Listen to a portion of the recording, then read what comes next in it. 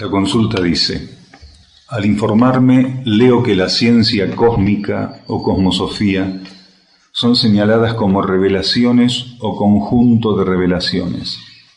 ¿Cómo opera ese proceso de la revelación? ¿Cuáles las condiciones necesarias para vivir ese tipo de experiencia trascendental?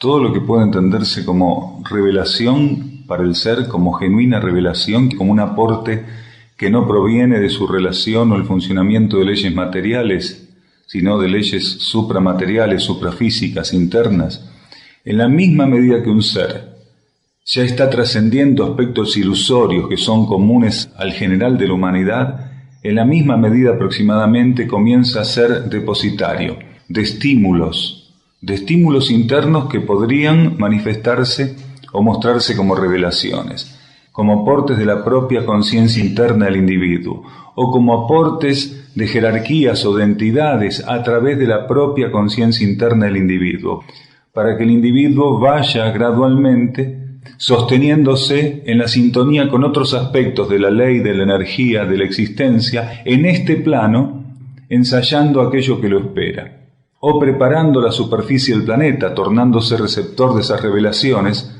para que se pudiera ajustar gradualmente a nuevos patrones para los cuales la superficie planetaria está destinada.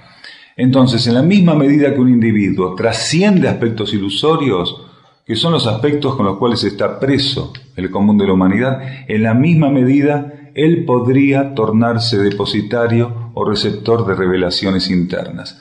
Y este término revelación es muy amplio, no es una cosa que podríamos ajustar a un parámetro puntual.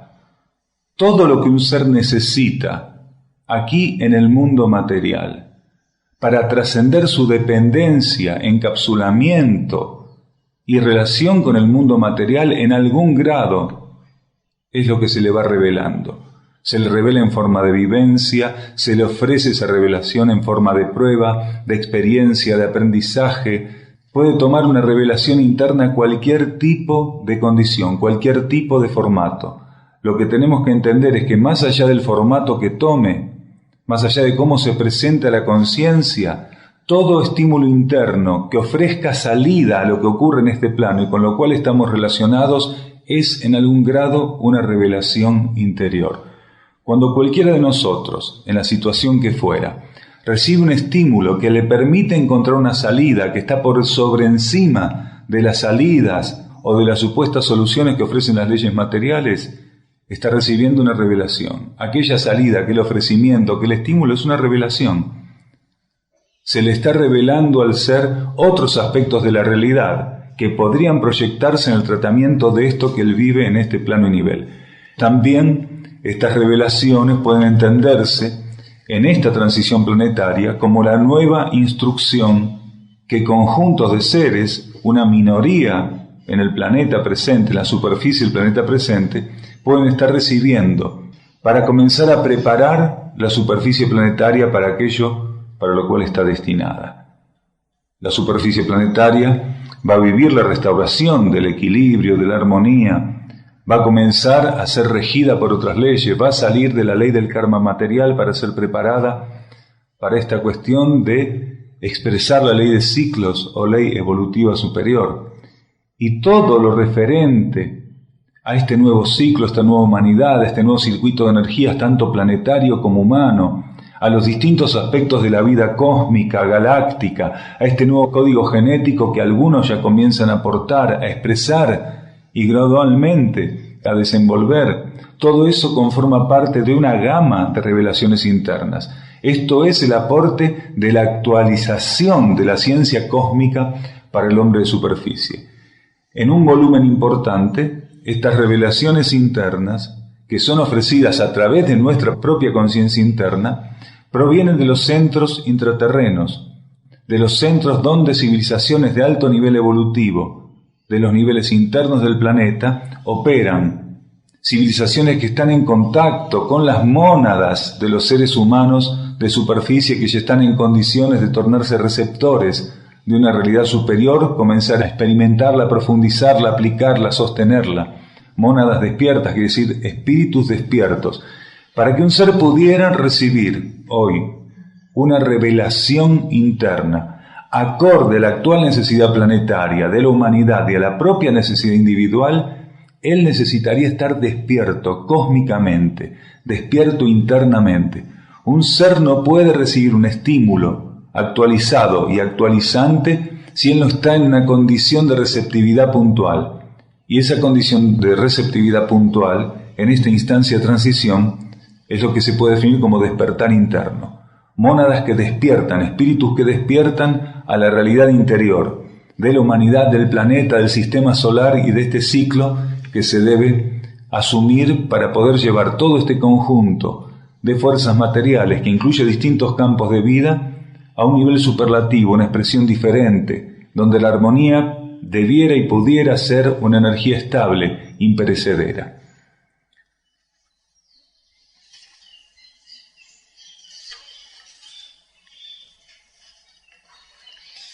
Acá preguntan, ¿Amun-Akur es un ser humano de alta evolución o cómo se lo debe definir? Amun-Akur es una conciencia que hoy está a cargo, está al frente de la jerarquía planetaria. Es la cabeza de la jerarquía planetaria.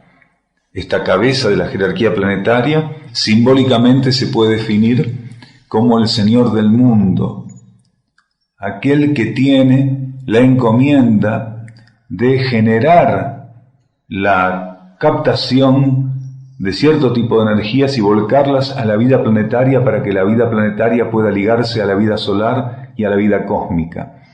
Este ser, esta conciencia, Amun-Akur, es lo que se llama el regente del mundo. Es el ser que rige, la conciencia que rige los patrones de existencia del planeta Tierra. Y no es un ser humano, ni es un individuo, ni siquiera es un ser humano, un individuo de alta evolución. Es una jerarquía, es una conciencia, una entidad. Quiere decir, es un núcleo de existencia donde convergen y están en armonía, donde están en comunión, donde se manifiestan y permanecen en comunión miríadas de conciencias de distintos niveles evolutivos. Lo que se conoce como Amun-Akur, que hay quienes creen que es un ser, es un conjunto de energías, de conciencias, de entidades que responde a una energía radial en particular.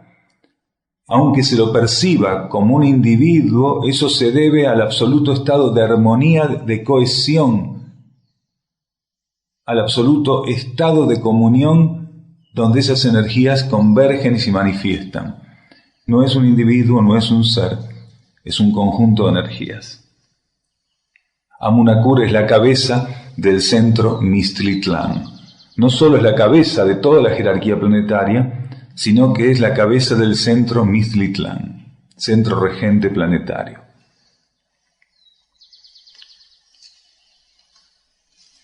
¿Hay algún color o figura geométrica para cada grupo interno que nos pudiera ayudar a conectar con el que nos correspondiera por medio de algún ejercicio?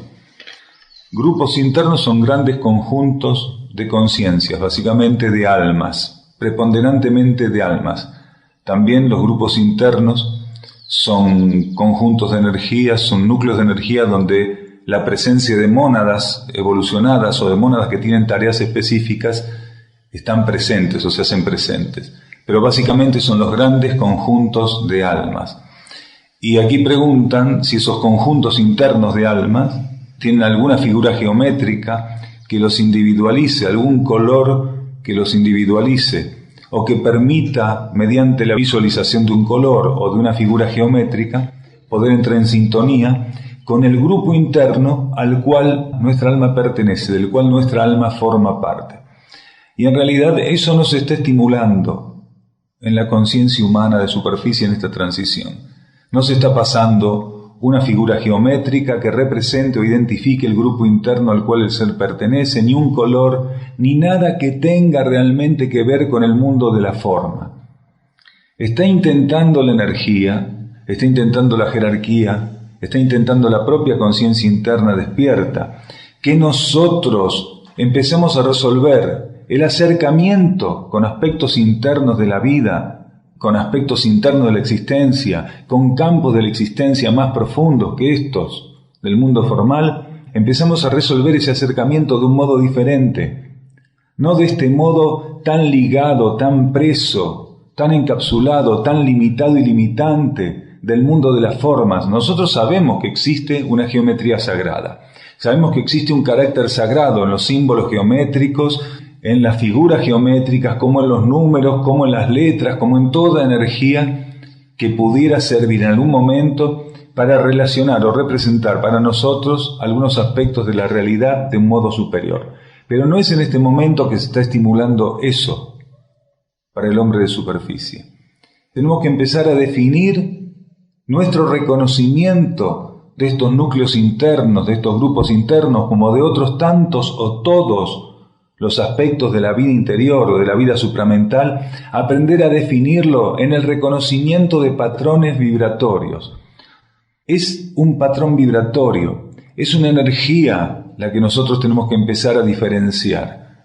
En la medida que nosotros tengamos presente y asumido que realmente necesitamos gradualmente trascender el uso de nuestros sentidos, el uso de nuestra razón, de nuestro razonamiento, de nuestra mente analítica, especulativa, comparativa, para reconocer aspectos de la vida interna. En la medida que reconozcamos eso, vamos a poder estar más cerca, vamos realmente a estar mucho más cerca de diferenciar vibraciones, energías, que como ahora lo estamos haciendo.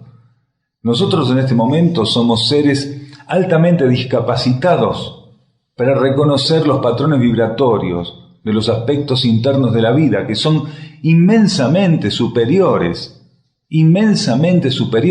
superlativamente a todo lo que conocemos aquí en la materia. Nosotros aquí en la materia tenemos registrado una cantidad de millones de elementos, en olores, colores, texturas, gustos, sabores, sonidos. Todos esos millones de elementos, miles de millones de elementos que se caracterizan por las distintas captaciones de los registros que nos ofrecen los sentidos externos, no son nada al lado de una multiplicidad inmensa, infinita, de aspectos y matices de energías y vibraciones de los planos internos. Y nosotros estamos siendo estimulados a reconocer eso otro. Nosotros todo lo que teníamos que hacer para reconocer, definir y revestir el mundo interno con aspectos de la vida formal, ya prácticamente lo hicimos todo. Está todo agotado eso. Ya no nos lleva a ningún lado. Por eso cuando un ser percibe que hay una realidad interior, con la cual está ligado, aunque no sepa de qué se trata, tiene que buscar silencio, quietud, sintonía, interiorización, para aprender a definir aquello con lo que se siente ligado, o con lo que se siente estimulado a percibir, para definir el contacto con eso, prescindiendo de los elementos con los que comúnmente también define, contacta y confirma las leyes y el mundo material. Tenemos que aprender a abrirnos a otro tipo de vivencia, de abrirnos a otro tipo de realidad. Entonces gradualmente van a entrar en función nuestros sentidos internos, de los cuales nuestros sentidos exteriores son apenas sombríos y limitados elementos de relación o de extensión. Nuestros sentidos externos son apenas limitadas extensiones de aquellos sentidos interiores que no tienen nombre, que no pueden ser definidos, que son realmente subjetivos y que responden a leyes de funcionamiento interior. Gradualmente en esta transición tenemos que ir a esa posición, intentar permanecer abiertos a ese tipo de experiencia. Y lo más interesante es que en la medida que avancemos en eso, aunque no necesitemos una definición en términos de palabras o conceptos para poder definir aquello que estamos viviendo, percibiendo, en nuestra conciencia la certeza de que aquello está siendo vivido y tener la claridad de la diferenciación de aquello va a bastar. Cuando realmente la experiencia interna de percepción, de diferenciación de energías y de patrones vibratorios está ocurriendo, ya no nos interesa definir ningún aspecto de la vida interna, ni con un color, ni con un sonido, ni una figura geométrica, ni con un conjunto de palabras, ni con una oración, ni con nada en particular.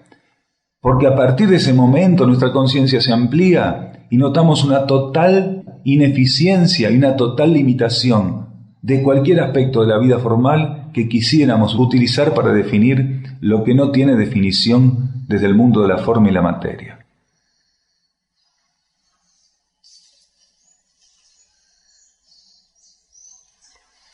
Como vibración o energía, ¿a qué se asemeja un ser intraterreno o uno extraterrestre? ¿Sería como la energía de Buda o la de Cristo? Podría ser. De hecho, tanto Buda como Cristo y otros tantos enviados fueron conciencias que encarnaron en la superficie de la Tierra, pero cuya evolución los emparentaba a la vida solar y a la vida galáctica, o en algunos casos a la vida intraterrena. Un ser intraterreno o un ser extraterrestre, como vibración, está muchísimo más cerca de un Buda o de un instructor Jesús, que de hecho eran seres de procedencia, como decíamos, solar o cósmica. Pero si quisiéramos tener tal vez un parámetro, sin quedar rígidos ante esto que vamos a decir, un parámetro más cercano, si pudiéramos percibir claramente la vibración de un ser intraterreno o un ser extraterrestre, y también pudiéramos percibir el patrón vibratorio de nuestra propia conciencia interna, de nuestra mónada, o, llegado el caso todavía más, el patrón vibratorio de nuestro regente, encontraríamos realmente ahí una verdadera similitud. Porque precisamente estos seres, tanto intraterrenos como extraterrestres, están libres de las leyes materiales, trascendieron las leyes materiales, operan fuera de las leyes materiales, incurren en experiencias donde las leyes materiales están abarcadas solo bajo ley de sacrificio y de servicio, ingresan a la materia para colaborar con situaciones que tienen que ver con los aspectos propios de determinados niveles de conciencia, donde su participación, asistencia, donde su participación y servicio son definitorias para encaminar y rearmonizar cierto tipo de situaciones, como la actual situación planetaria. Pero en realidad la cercanía vibratoria energética que pudiéramos comprobar sería la misma o similar si estuviéramos en condiciones de percibir nuestra propia mónada, nuestra propia conciencia espiritual, que también opera fuera de las leyes materiales. Porque la mónada no ingresa a la materia a operar, genera extensiones de su conciencia. Del mismo modo, el alma, que es una extensión de la mónada, genera una extensión definitiva de su conciencia, de su energía en el mundo material, y así se va dando esa cadena. Si nosotros pudiéramos sintonizar la energía de la propia mónada o del propio regente, estaríamos ahí en un patrón vibratorio cercano. No es lo mismo, porque todavía nuestro propio núcleo interno, nuestra propia conciencia monádica, está emparentada en experiencias a la superficie terrestre, está emparentada en experiencias, a pesar de estar despierta en los niveles cósmicos, a experiencias propias, a cuestiones propias de la materia en la transición de este planeta. Todavía tiene cuestiones que desenvolver en la materia, aunque más no sea a partir de sus extensiones, pero es lo más cercano que nosotros podríamos entender como energía.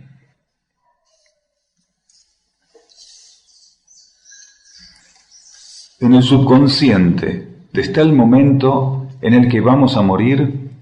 Los miedos y fobias que a veces presentamos son por eso.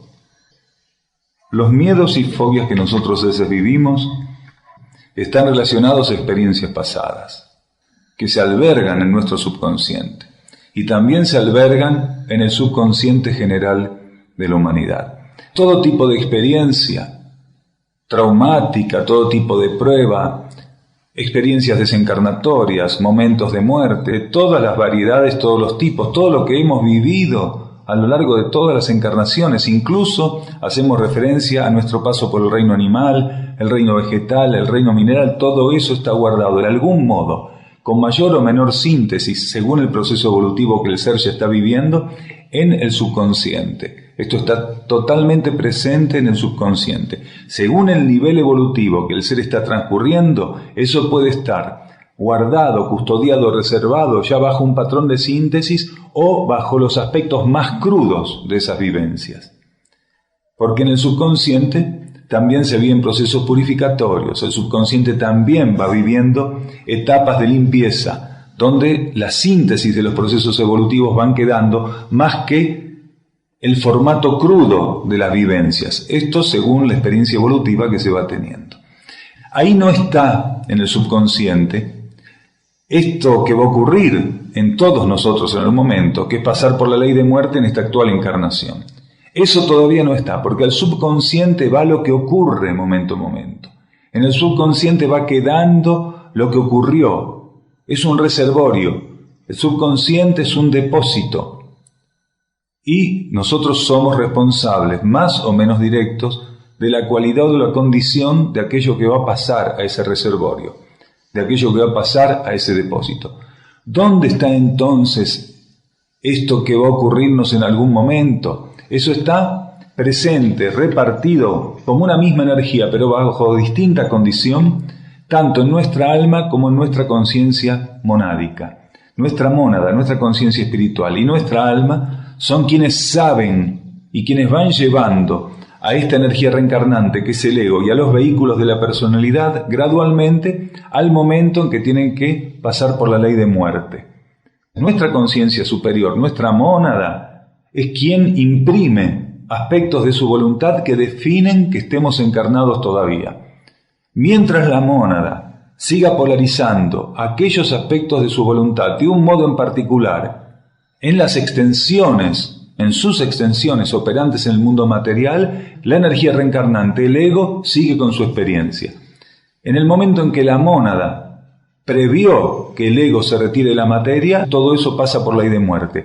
Podría ocurrir que la mónada tome la determinación de retirar antes a la energía reencarnante, porque la energía reencarnante no respondió a los estímulos internos, no respondió a lo que se le solicitó, no respondió a lo que planificó antes de encarnar.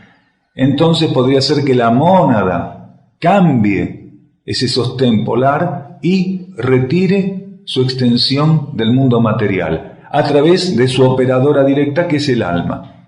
El alma es la operadora directa de esa voluntad interna. Si el alma capta, si al alma llegan estímulos mediante los cuales ella es instada a retirar del mundo material al ego, a la energía reencarnante, entonces se pasa por ley de muerte. También podría ocurrir que se extienda una encarnación cuando la energía reencarnante respondió internamente de un modo óptimo, elevado, respondió a la propuesta de la energía interna, cumplió satisfactoriamente la planificado internamente antes de encarnar. Entonces podría ser que la mónada extiende esa encarnación para aprovechar las instancias encarnatorias y el impulso que la energía reencarnante tomó en su relación con el mundo material, pero en términos ascendentes, no por compromiso con las fuerzas materiales, sino en tratamiento de las fuerzas materiales bajo sintonía y aspiración interna.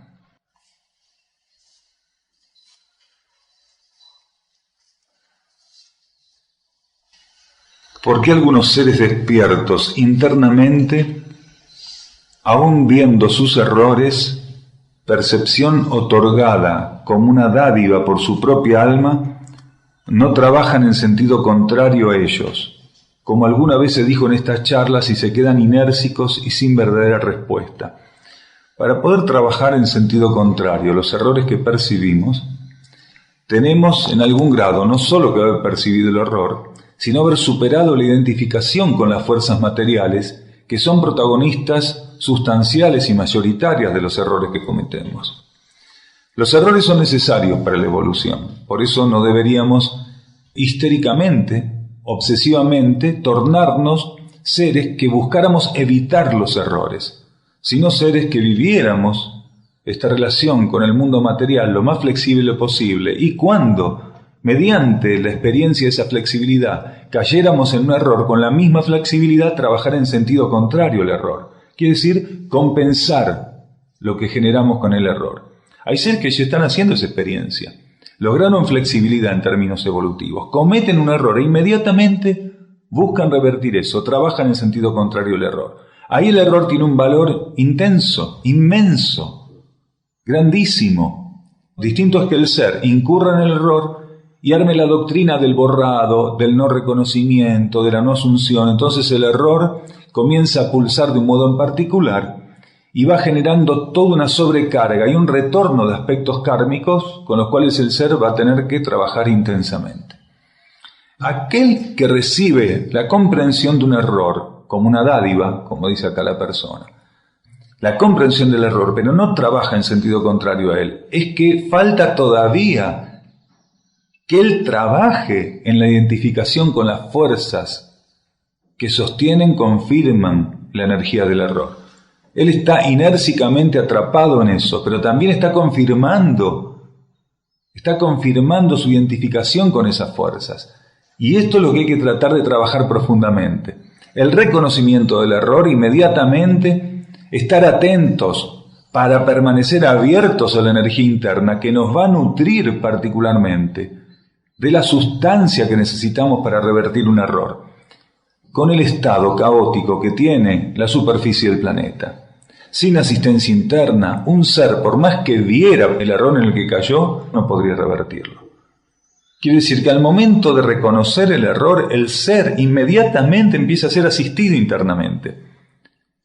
Si él reconoce ese error como algo sobre lo cual tiene que trabajar, algo que tiene que remediar, algo que tiene realmente que subsanar, inmediatamente, tras ese reconocimiento empieza a recibir estímulos, voltajes de energía.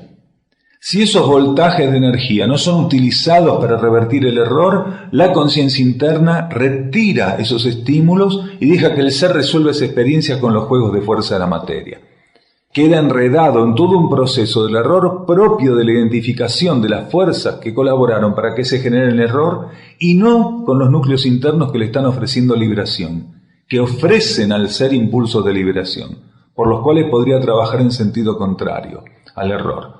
Todo error no deja de ser una prueba, de identificarnos con las fuerzas presentes en la prueba o con las energías que se ofrecen desde los niveles internos como liberadoras para sacarnos de esa situación. Si nosotros permanecemos disponibles para las energías internas que ofrecen liberación, vamos a tener todo lo que necesitamos para trabajar en sentido contrario al error. Pero para esto hay que permanecer abiertos a esas energías internas. Algunos le pueden llamar la energía del alma, la energía de la mónada, la energía de la jerarquía, la energía de Dios. La energía es única, procede de un mismo y único ámbito. No importa si en esa bajada a estos planos y niveles va pasando por distintos estamentos, por distintos núcleos de conciencia, por distintas ceremonias y adaptaciones. En definitiva, procede del único y llega a nosotros. No importa qué nombre le pongamos a esa energía que se ofrece liberarnos. Lo importante es que nosotros, cuando estamos en contacto con esa energía, busquemos trabajar para que el propósito de esa energía, que es liberación, se pueda consumar en nuestra conciencia y a través de nuestra conciencia.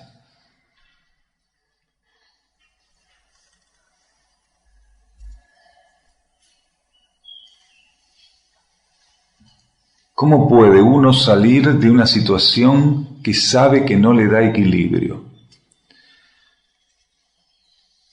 Lo primero que tenemos que tener en cuenta cuando hablamos de situaciones y de equilibrio, o de situaciones que no ofrecen equilibrio, o donde la posibilidad de equilibrio es inexistente, que eso es principalmente una prueba para nuestra conciencia, una prueba de sintonía, una prueba de fe, una prueba realmente de aspiración y de conexión interna, porque en toda situación hay un punto de equilibrio. La situación más desequilibrada tiene un punto de equilibrio, la situación más caótica tiene un punto de equilibrio. No hay una sola situación que se nos ofrezca transitar y vivir que no ofrezca ocultamente un punto de equilibrio. ¿Y cómo podemos encontrar algo que está oculto en una situación? Precisamente por medio de lo que está oculto en nuestra propia conciencia. Si nosotros podemos realmente ver una situación como un ofrecimiento de nuestra propia conciencia interna para que aprendamos a desenvolver y dominar aspectos del juego de la vida material y de las leyes materiales, entonces vamos a estar en condiciones muchísimo más cercanas, fluidas y efectivas de encontrar el punto de equilibrio en la situación. Lo que no tenemos que perder de vista jamás, por más que la situación sea sumamente grave, es que esa situación tiene un origen interno. El revestimiento de la situación es exterior, pero el origen de la situación es interno. Y si el origen de la situación es interno, la solución también es interna. Cuando dejo de confirmar una situación como algo exclusivamente externo y entiendo que tiene una esencia interior, que hay algo que está por detrás de ella, que es interno, sustancial, esencial, que la sostiene por algún motivo para mí, ahí estoy en condiciones de encontrar la solución que también es sustancial, esencial e interna. Confirmo una situación solamente como algo externo, entonces seguramente no voy a encontrar el punto de equilibrio, porque el equilibrio es interno, no es externo. El equilibrio es una energía que puede exteriorizarse, pero no es propia de los niveles externos de la vida. El equilibrio y la armonía son principios internos, son principios activos en los niveles internos de la vida. Entonces, si defino y confirmo una situación como algo exclusivamente externo, nunca voy a poder encontrar la forma de armonizar esa situación, de equilibrar esa situación. Tengo que abrirme a la solución que es interna. Tengo que aprender a mantenerme en una actitud que me permitiera reconocer cualquier señal interna en esa situación que está revestida por fuerzas externas, pero que solo son un revestimiento.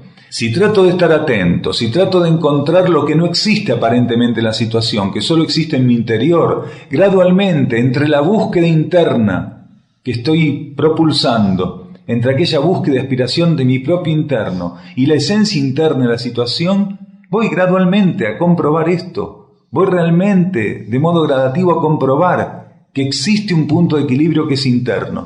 Y si ofrezco la conciencia a la vida interna, y la situación a la vida interna, gradualmente voy a ver cómo eso se va definiendo de otro modo. No quiere decir que la situación se vaya a tornar agradable, pero quiere decir que podría estar ante algo desagradable en armonía, ante algo desagradable con aceptación, ante algo desagradable con comprensión, porque cuando identifico una situación y la defino y la confirmo como algo absolutamente externo, no voy a poder estar nunca en armonía en esa situación.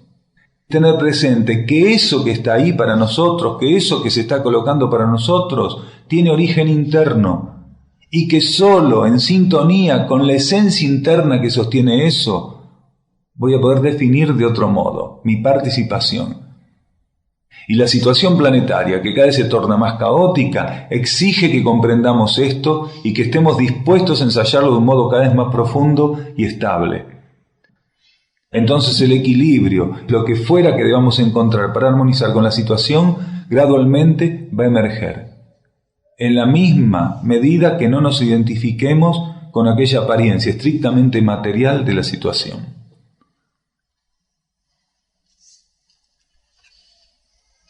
Quiero saber si en las experiencias energéticas elevadas pueden aparecer pensamientos y también qué debemos hacer en esos casos para que no se malogre una experiencia tan especial donde la energía se hace presente de un modo único. Para muchos, pensamiento equivale a problema, pensamiento equivale a interferencia, pensamiento equivale a algo inadecuado, improcedente, que no es capaz de aportar nada en particular porque hay que superar el pensamiento. Algunos incluso, pensamiento igual ego. El ego puede haber avanzado o no en el dominio de la materia mental. No es ni lejanamente una equivalencia. Pensamiento, ego. Emotividad, ego. Nada de eso. Son vehículos, instrumentos, herramientas que el ego tiene que aprender a manejar. Entonces, para aquellos que tenemos a veces esta confusión, pensamiento igual interferencia, pensamiento igual algo inferior.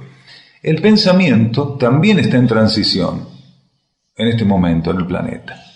Y muchos seres ya están viviendo en algún grado esta transición de que su pensamiento, su conciencia mental, la materia mental que compone esa conciencia, gradualmente pase a revestir realidades internas. En un momento donde nosotros podemos estar viviendo una experiencia trascendente, importantísima, según el concepto que pone aquí la persona, porque a veces nosotros definimos como importante, trascendente, impresionante, una experiencia básica con la energía, porque hasta ese momento no teníamos ningún tipo de experiencia en relación a eso.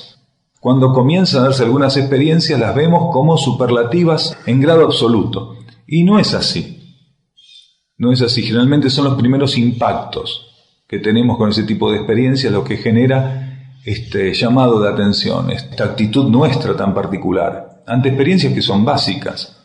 Porque la mayor parte de la humanidad, en términos reales, con la energía interna y con las leyes internas, no ha vivido nada. A tal punto la humanidad se disoció de la vida interna que prácticamente en términos de energía, vibración y ley interna, la mayoría no hizo nada, no sabe nada. Y cuando dicen o hablan de experiencias internas, en realidad son experiencias intermedias del plano astral, del plano mental, de la capa psíquica. Bien, viene ahí de los niveles intermedios.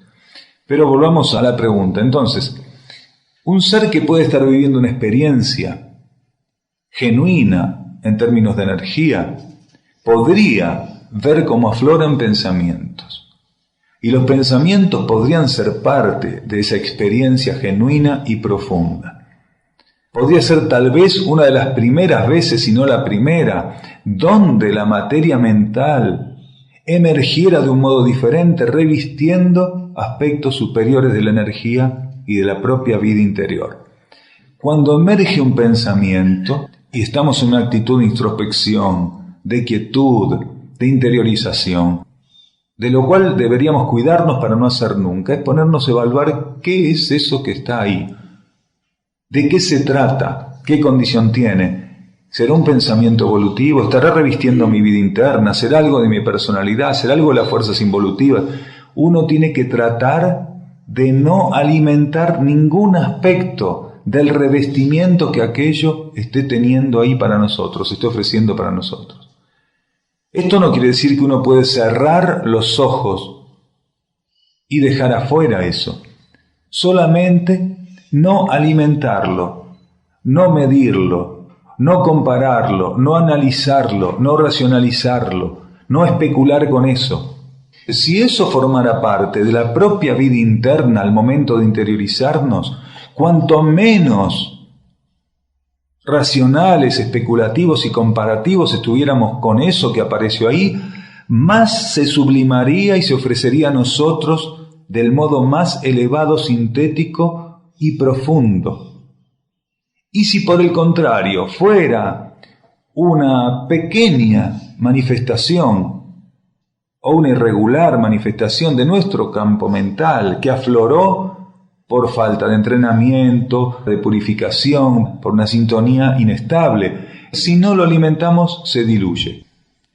Un pensamiento que no es el revestimiento de un estímulo interno, si nos ponemos a mirarlo, analizarlo, racionalizarlo, compararlo, de intentar entender de qué se trata, lo alimentamos como un gigante en un rato.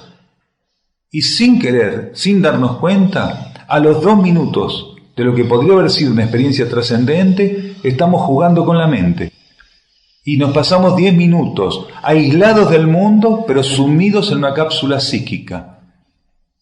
Entonces no sirve la experiencia. Tenemos que aprender a no alimentar aquello que surge en nuestros momentos de interiorización, de entrega, de sintonía, de alineación. Tenemos que aprender a no alimentar nada de eso, a estar ante lo que sucede, lo que ocurra, neutros, lo más neutros posibles, impersonales, lo más impersonales posibles, imparciales, sin emitir un juicio. Cuando la experiencia interna, la experiencia subjetiva comienza a diluirse, porque estamos en una etapa evolutiva donde no podemos permanecer indefinidamente en esos estados.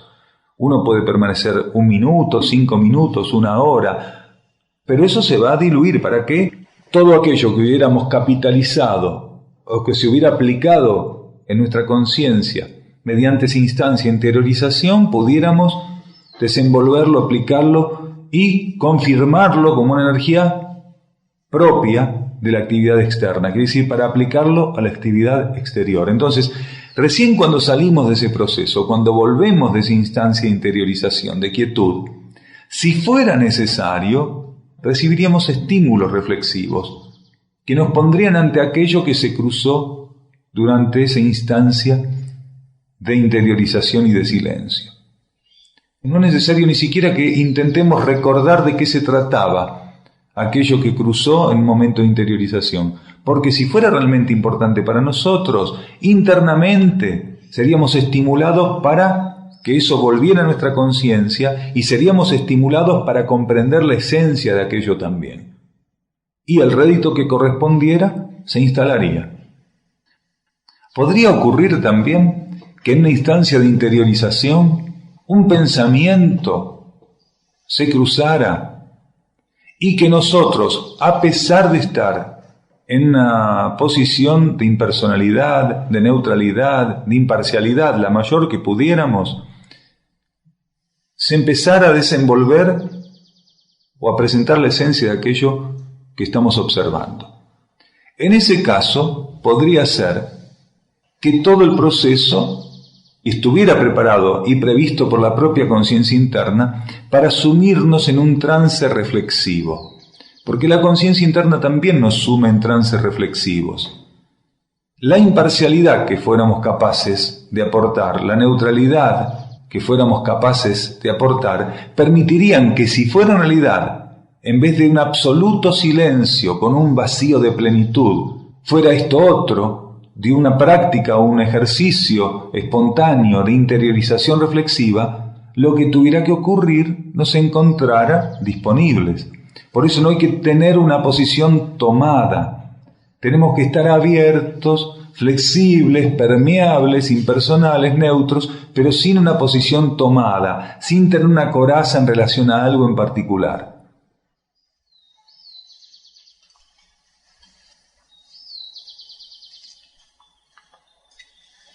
En estos tiempos hay más personas que nunca que dicen ser canales de energías para recibir mensajes y ofrecerlos a la humanidad.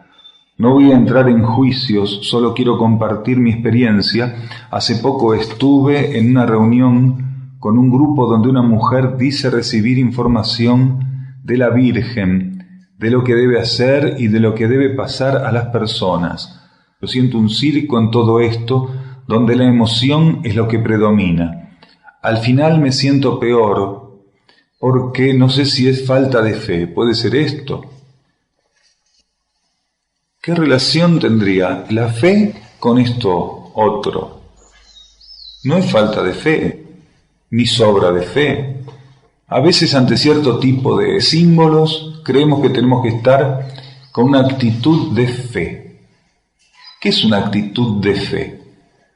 ¿Por qué, por ejemplo, la simbología representada en la Virgen o en la Madre Cósmica debería recibir por parte nuestra una actitud de estar con fe?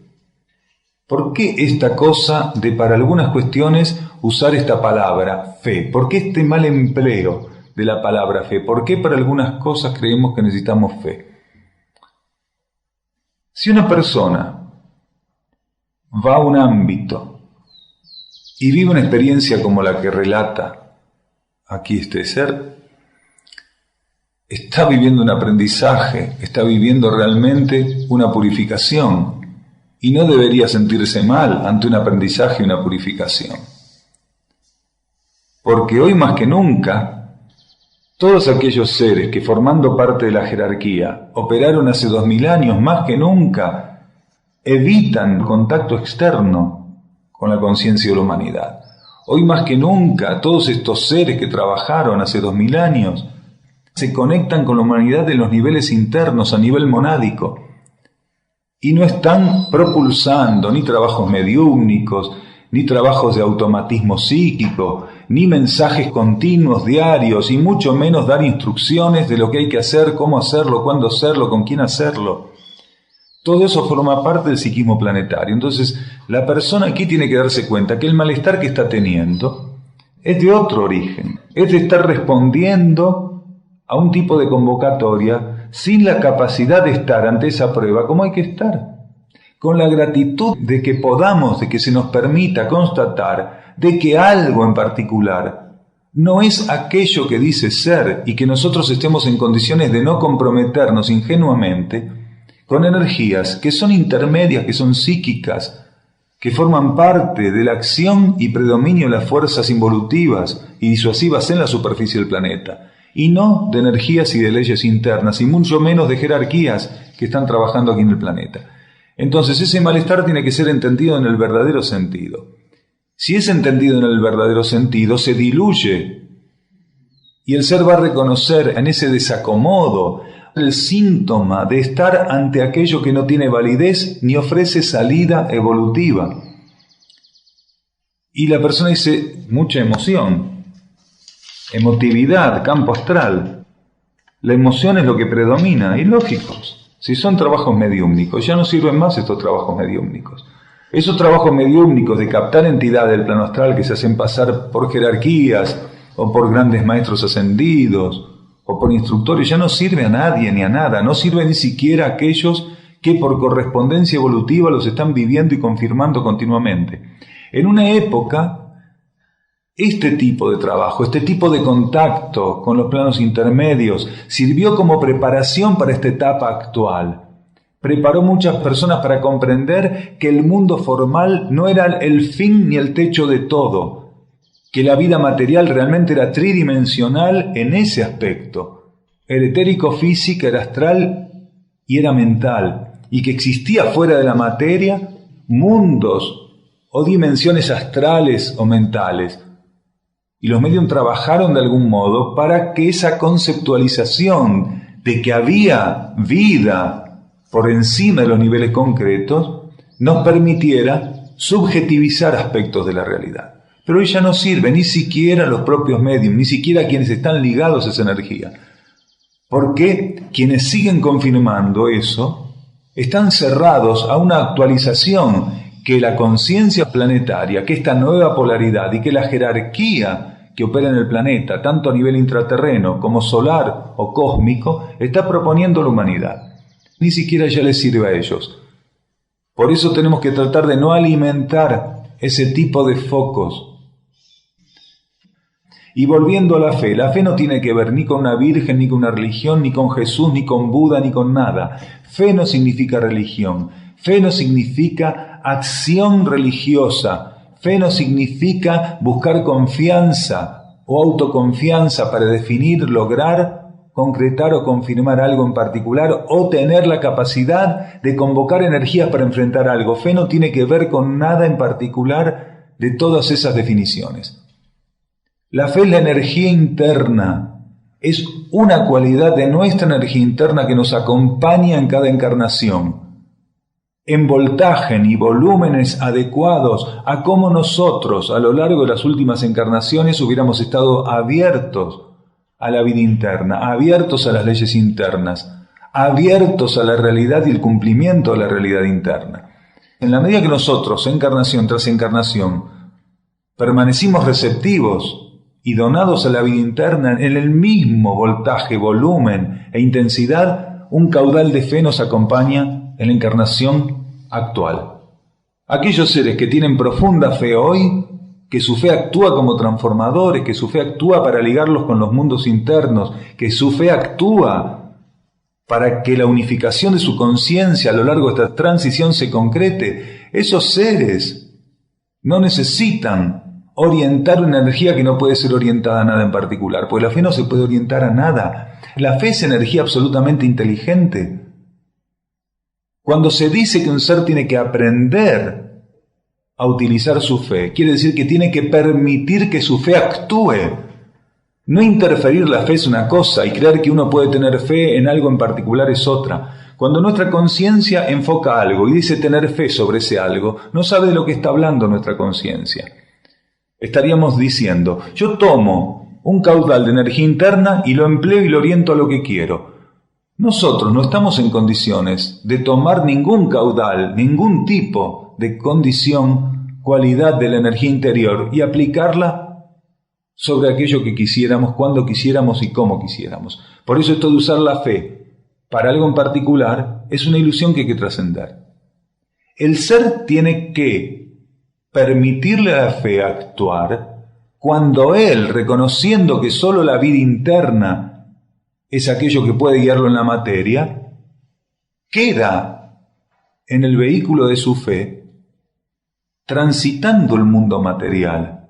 Cuando un ser transita el mundo material, respondiendo y confirmando la vida interna como única gestora de eso, él vive eso en su fe. Es su fe la que va llevando eso. Un ser tiene intención de transformarse y tiene fe, entonces se torna un ejecutor muy simple de la unificación de su conciencia. Permite que su conciencia se unifique, permite que aquello que es interno en él entre en comunión con lo que es externo. La fe sirve para que el llamado interno no solo pueda llegar a la conciencia, sino que pueda consumarse.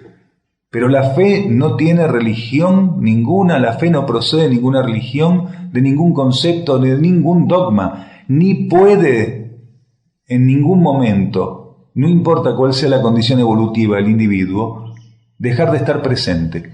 Los individuos más alejados de su vida interna lo que hacen es inhabilitar la fe que tienen disponible. Pero no es que la fe no exista en ellos la inhabilitan por actitud. La inhabilitan por estar en sintonía con las fuerzas de la materia, pero la fe está siempre presente.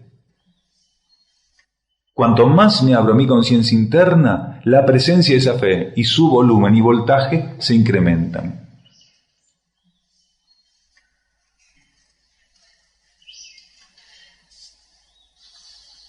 ¿Cómo se podría distinguir si un estímulo que se vive como un ferviente anhelo en la zona del pecho proviene del ser interno o es solo un deseo de la personalidad? En una estación de tren puede parar un carguero, un tren de pasajeros común o el tren flecha, en la misma estación. Quiere decir que por todos los centros energéticos de nuestra conciencia pueden transitar energías de distintos volúmenes e incluso orígenes. Según la etapa que estemos transitando, según con qué nos identificamos, a qué estamos abiertos, según el grado de despertar interno, nuestros centros de energía pueden ser herramientas de distintas fuentes, tanto internas como más cercanas a la vida material. En algunos momentos, cuando determinado tipo de sensaciones que pueden estar emparentadas a un anhelo, un deseo, aunque sea altruista y elevado, se hacen presentes, podría ser que sean simplemente cuestiones de la personalidad o un movimiento del propio cuerpo emocional que tiene su lenguaje, como tantas veces dijimos. El cuerpo emocional tiene su lenguaje y nosotros, ante cierto tipo de situaciones, podemos estar también ahí como testigos de ver cómo nuestro cuerpo emocional dice presente, cómo nuestro cuerpo emocional da su opinión respecto a una situación en particular. Un anhelo es para la mente especulativa una situación potencial, una situación que está en una etapa potencial con búsqueda de definición. Y el cuerpo emocional ante eso va a emitir su voz y su voto. Va a hablar de esa situación con su propio lenguaje. Ante un anhelo en particular, el mental opina con su lenguaje, el emocional con el de él, y ahí podrían sentirse distintas gamas de sensaciones. Y en el centro cardíaco hay un foco lo suficientemente sensible y receptivo como para poder hacerse eco de esos funcionamientos. A medida que nosotros vamos despertando internamente, vamos creciendo internamente, esos mismos centros, el centro cardíaco, como otros tantos centros que van despertando, se van sublimando, se van subordinando a energías superiores, son capaces de tornarse portavoces de lo superior, portavoces de lo superlativo. Ya no están esos centros subordinados exclusivamente a una combinación psíquica de estímulos. Se van limitando ese tipo de experiencias. Gradualmente nuestros centros, a medida que vamos despertando internamente, elevan su patrón vibratorio y ya ese patrón vibratorio cada vez le queda más lejano a aquella limitación de corte emocional o de corte mental o de corte psíquico con lo que convencionalmente capitulaban y a diario. Cuanto más despertamos internamente, cuanto más receptivos de la vida interna estamos, estos centros elevan su patrón vibratorio y es más difícil que se tornen extensiones de nuestro cuerpo emocional y nuestro cuerpo mental, salvo que nuestro cuerpo emocional y nuestro cuerpo mental estén en condiciones ya de responder a la vida interna, elevando sus propios lenguajes, sus propias formas de actuación, tanto emocional como mental.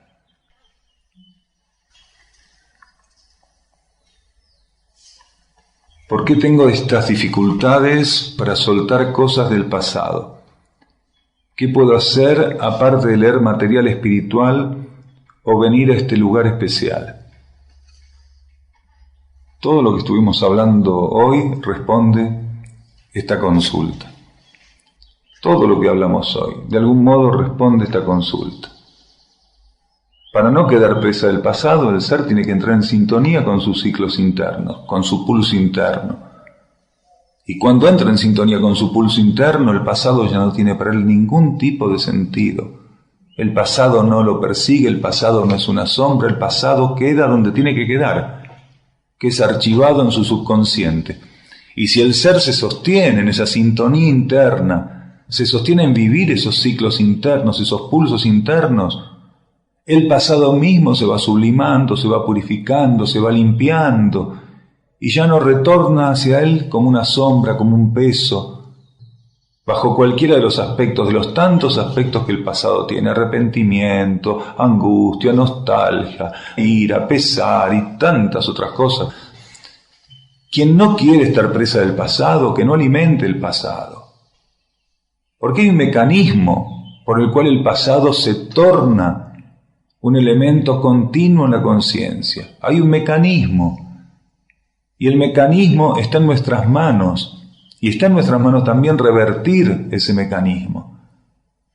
Aquel que busca en el pasado, aquel que permite que el pasado continuamente esté aquí, ocupando un lugar que no le corresponde, es quien no se está ocupando de la realidad interna, de su propia realidad interna, ni se está ocupando de la esencia de la realidad general externa, que a todos abarca.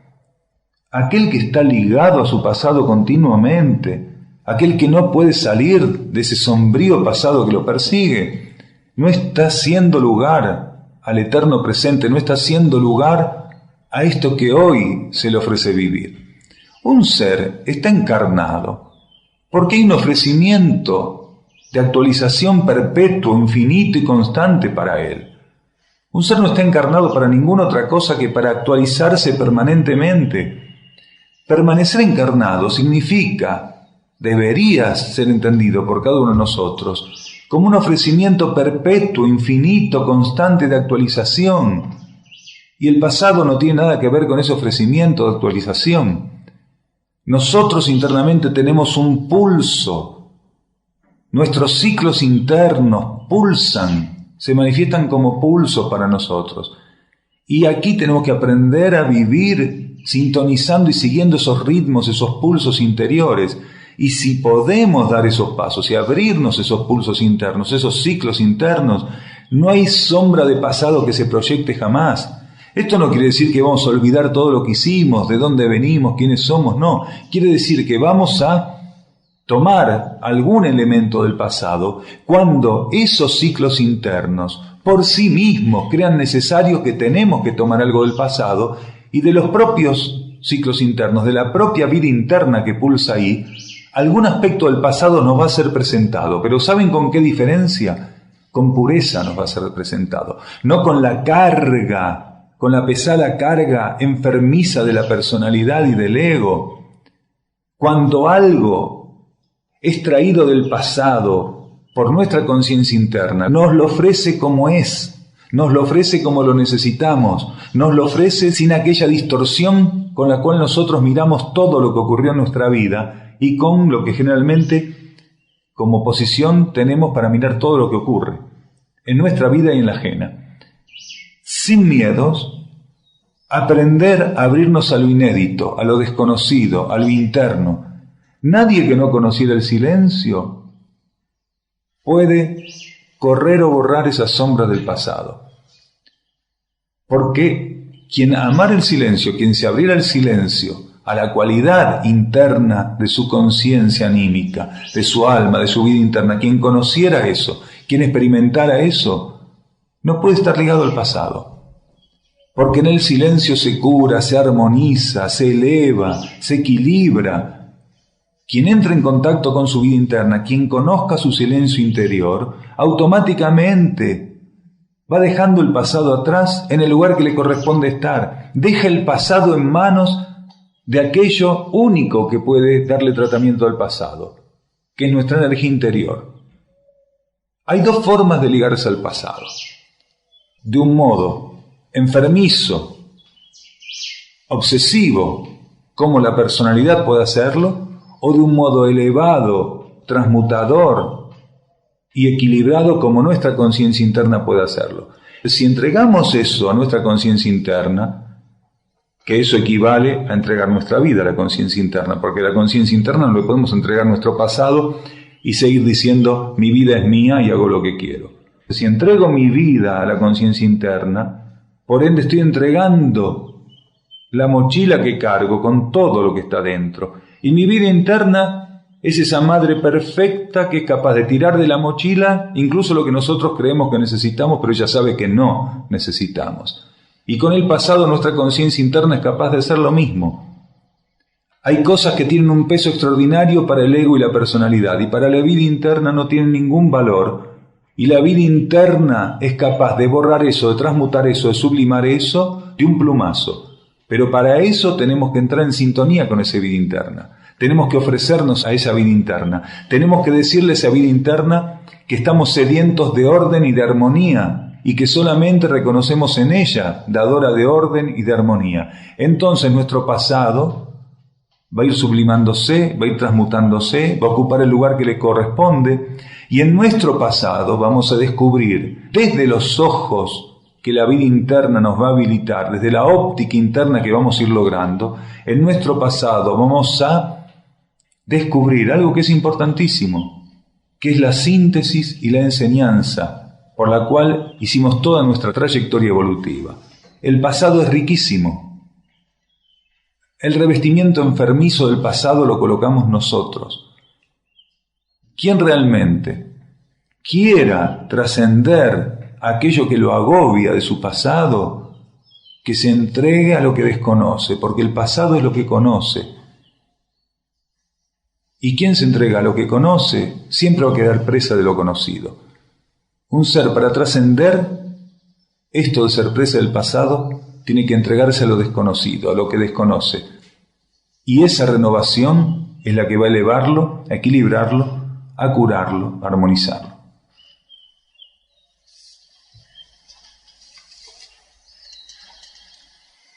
El desenlace de la alineación planetaria es de acuerdo a las frecuencias y afinidad, de acuerdo a la mente que lo vive. Cada ser está ante la situación planetaria desde lo que él es, lo cual no quiere decir que el desenlace de la situación planetaria no lo va a abarcar desde una óptica mucho más amplia de lo que él es. La óptica general de esta situación, la óptica que tiene el ser planetario, puede ser absolutamente contraria, diferir en volúmenes de un modo inmenso con lo que nosotros creemos en base a nuestro limitado nivel de conciencia. Y desde ahí nosotros tenemos que entender lo que ocurre en el planeta. Cada uno de nosotros percibe que algo está ocurriendo en este planeta. Cada uno de nosotros sabe que hay algo trascendente que el planeta va a vivir. Sabe que esta situación tiene un término y cada uno está ante eso como puede. Nuestra mente no es quien define la situación planetaria. Nuestra mente es un filtro para estar ante la situación planetaria. Una vez alguien decía, el planeta es como tu campo mental, como tu conciencia psíquica te permite verlo. Eso es el planeta. Lo que mi conciencia psíquica no me permite ver, no existe para mí y solamente tiene valor lo que existe para mi conciencia mental.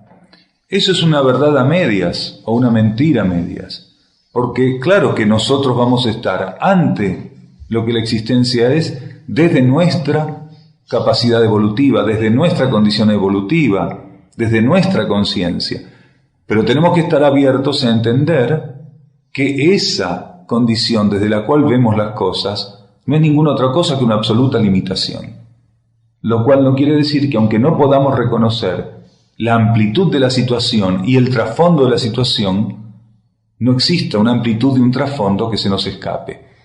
Por eso, lo que la energía de instrucción estimula en relación a la situación actual del planeta es que nosotros no busquemos mecánicamente comprenderla y definirla, y mucho menos creer cómo van a ser los pasos que aún restan para el final de esta transición planetaria, para llegar al ápice de esta purificación, de esta toma del reequilibrio planetario.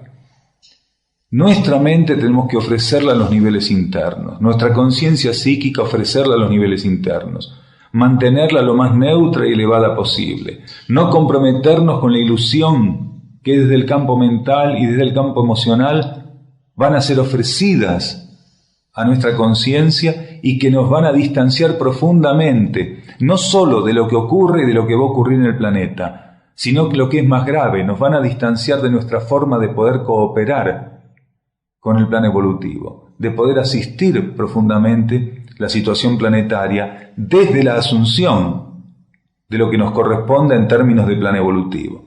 Por eso es tan importante concretar la entrega a la propia vida interna, para aprender a hacer herramientas que trasciendan en su participación la comprensión de lo que están haciendo. Por eso la obediencia y la fidelidad son fundamentales en esta etapa del planeta, porque prácticamente no hay seres que estén en condiciones de poder comprender racionalmente hablando la situación del planeta. Ni siquiera pueden prever en términos potenciales y términos a futuro. Y todo eso sería nada más que un engranaje, un mecanismo ilusorio. Tenemos que aprender a entregarnos para que la actual situación del planeta encuentre en nosotros verdaderas herramientas para que, más allá de poder comprender o no lo que ocurre, podamos servir. Este es un momento donde el servicio al cual se nos está invitando trasciende casi toda la comprensión de nuestra actuación en el planeta. Esta es la prueba incondicional para todos los seres que quieran servir. Renunciar a la comprensión, renunciar al análisis, renunciar a la racionalización, a la comparación y sobre todo a las influencias que la capa psíquica están buscando imponer respecto a lo que va a ocurrir, cómo va a ocurrir y cuándo va a ocurrir. Como por ejemplo la falacia del 2012. Hay millones de seres que están convencidísimos que en el 2012 se va a revertir todo. En la medida que sigan sosteniendo esa ilusión, si es que llegamos al 2012, porque puede ser que no lleguemos, pero si llegamos y trascendemos el 2012 y vean que en realidad no cambió la cosa como esperaban, el traumatismo que van a vivir es muy grande. Por eso no hay que engañarse con fecha ninguna, no hay que caer en ese tipo de engaños. Ni yo lo sé, solamente mi Padre, dijo el instructor Jesús hace 2000 años cuando le preguntaron por el final de los tiempos. Tengamos en cuenta eso. Muchas gracias.